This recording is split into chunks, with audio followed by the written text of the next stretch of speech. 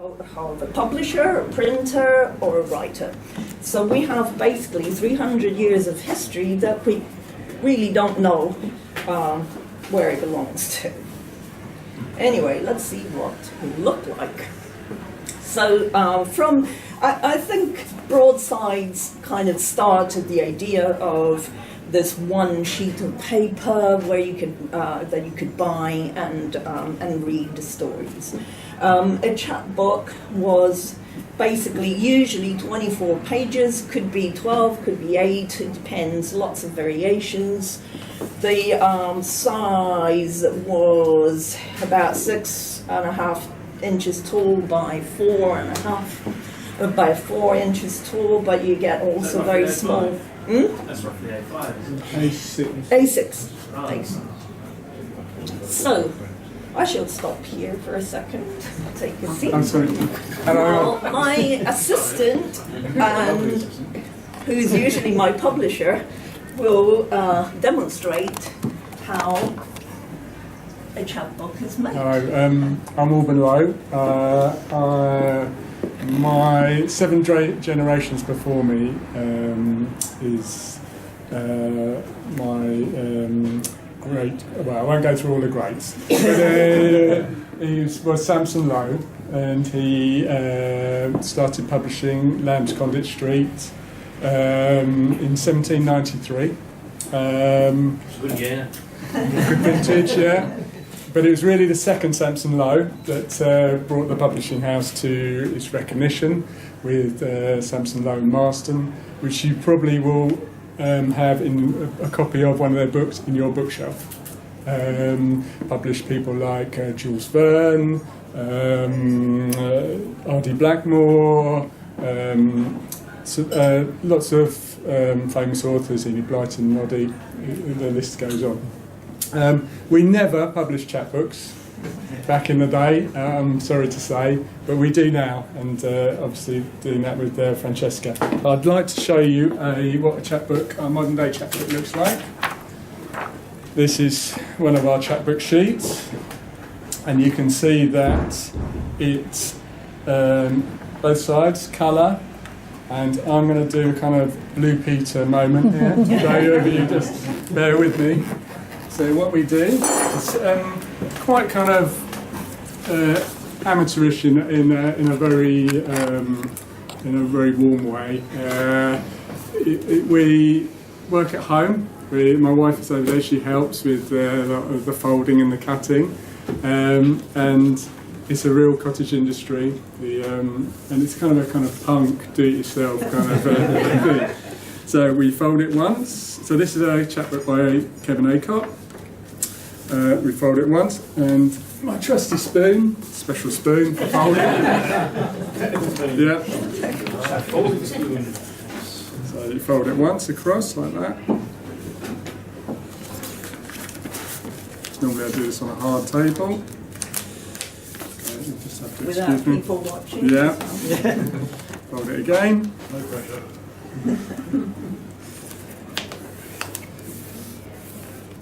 And then I staple it. Do you know what? This is where I'm going to say I made one earlier. Staple it. Normally I use a scalpel for this bit, but take a trim off this side and a trim off this side. Fold it once more. Use the magic spoon, a little rub, and you have a book. And that's it. So as Francesca said, you can see why there's no front cover. The front cover is part of the book. So I'm going to pass these around. Right, so it was very important to know exactly where to put the right pages, because, as you've seen, it's very, very easy to actually cut and fold the wrong way, and therefore have pages that were in the wrong order. Also, the paper was awful. It was cut very badly, and sometimes completely illegible. Unfortunately, I didn't find any of these examples, which I would have loved to show you. But, so the only beautiful things that they had was one woodcut on page 1. And it was quite rough. And it was also very often painted in colours by children. So it's kind of vaguely approximate. So these woodcuts were used over and over, and any way in which the printers could save money, they would use. So they were used over and over, and the plates meant absolutely nothing most of the time. They just happened to have them. So, for instance, we have a Turk with baggy trousers here and a sword, and that decorates two very different books that have nothing to do with Turks. One is A Life of Dick Turpin, and the other one is The Irish Assassin. Then we have St. George the Dragon, which are depicted on the life of the gentleman robber Redmond O'Hanlon. Again, no particular reason. And this one, The Golden Dreamer, has the Royal Arms.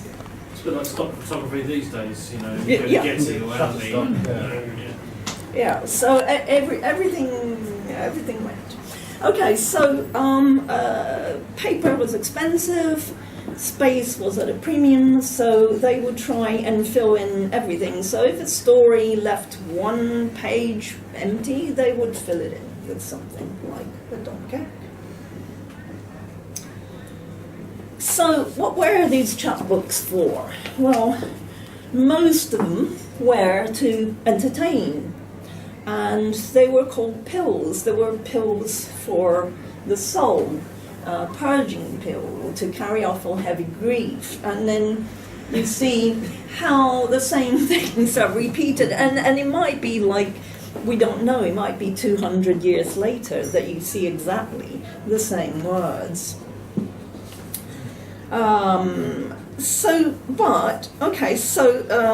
you know that there were books for the masses, but did they appeal to any literary people? Yes, they did. And I would like a volunteer to read what Wordsworth said in a letter to Francis Ranman about chapbooks. Anybody would like to read? Please. Help. Okay, thank you. You just want me to read that? Yeah. I find among the many people I speak in old halfpenny ballads and penny and twopenny histories in great abundance. These are often bought as charitable tributes to the poor persons who hawk them about, and it is the best way of procuring them. I have many a time wished that I had talents to produce songs, poems, little histories that may circulate among other good things in this way, supplanting partly the bad. Indeed, some of the poems I have published were composed not without a hope that some of them, sometime or other, they may answer this purpose. Thank you. So he wanted to write chapbooks. Now, these two books come from a collection of chapbooks by Samuel Pepys. He was a great collector of chapbooks, and he organized them he bound them together into sets with different genres called penny merriments, penny godlinesses, penny witticisms, and vulgaria. Now, what is important here is that so much knowledge of the past is gone, and we can only find it in these kind of books. So, for instance, this book here, it's The Gentlewoman's Delight in Cookery, tells recipes that we wouldn't otherwise know about. And the same here, Christmas and what people did at Christmas. Now, somebody else who mentioned chapbooks, George Meredith, looking good. Any other volunteer? Yeah. It's Chapman, isn't it? So that's from Rhoda Fleming. Just listen, that's the roaring of cataracts of gold you hear. Brother William John. It's a good notion, ain't it? Hark, I got that notion from one of your penny papers. You can buy any amount for a penny nowadays. Poetry up in a corner, stories, tales and temptation. Once I was an idle young scaramouche, but now you can buy every idea that's useful to you for a penny. I tried the halfpenny journals. Thank you very much. And the last one, which I totally forgot who is. Sorry, bad notes. But this is interesting because it's a famous poet who made his own. Woodcuts in the style of chapbooks. So the actual design of chapbooks was taken on by literary writers. Now, It is a format that's Yes. it's quite a set format really, and I think the authors really respond to it. And they've only got 16 pages or 14 inner pages, so they kind of you get into it, don't you? And you get kind of good at kind of making it concise. You know your restrictions. Yeah. It has to be divisible by 4 so that you can fold it and, yeah. So now the printers. Okay, we have problems knowing who the printers were until pretty much the 1800s, but the printer very often was the writer and was also the editor, plus the thief and whatnot.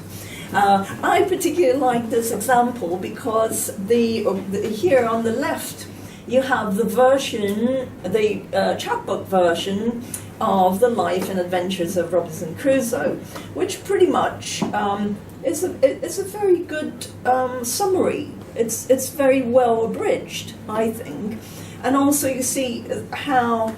Well, you don't, but that's an A6, so you can see how small it's actually written in order to fit within the 16 pages. Now, so, and then you can talk about this. So, in around the end of the 1700s and the beginning of the 1800s, we start getting some names. The publishers tended to congregate in Seven Dials. Now the reason for that was the Seven Dials was not exactly a nice area, and they Still isn't. and they could recruit writers for pretty much peanuts. Of course, they wrote as well, and so let's talk about this guy here. James Catnack, I believe is the right way to pronounce it, was from Berwick-on-Tweed. He was a printer and publisher of the early 19th century, and he became a major publisher of chapbooks in Seven Dials. He used to pay his writers ½ a crown for every ballad they produced. I calculated that ½ a crown was not too terribly bad. It's around maybe between £50 and £100 per ballad. So, it's more than I get.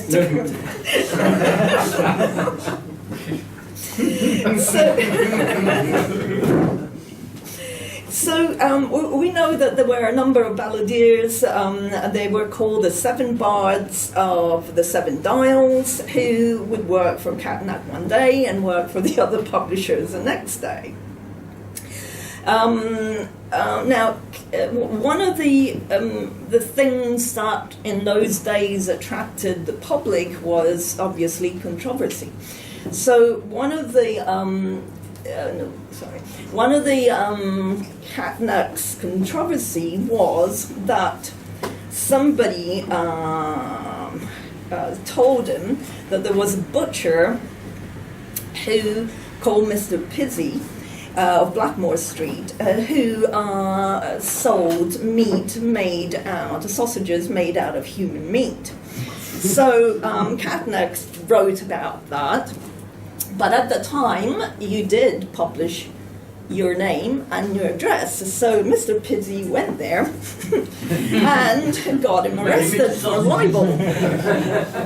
So John Pitts, who was Catnach's rival at the time, used his own print shop to produce a ballad mocking Catnach plight with, you read it, with the lines.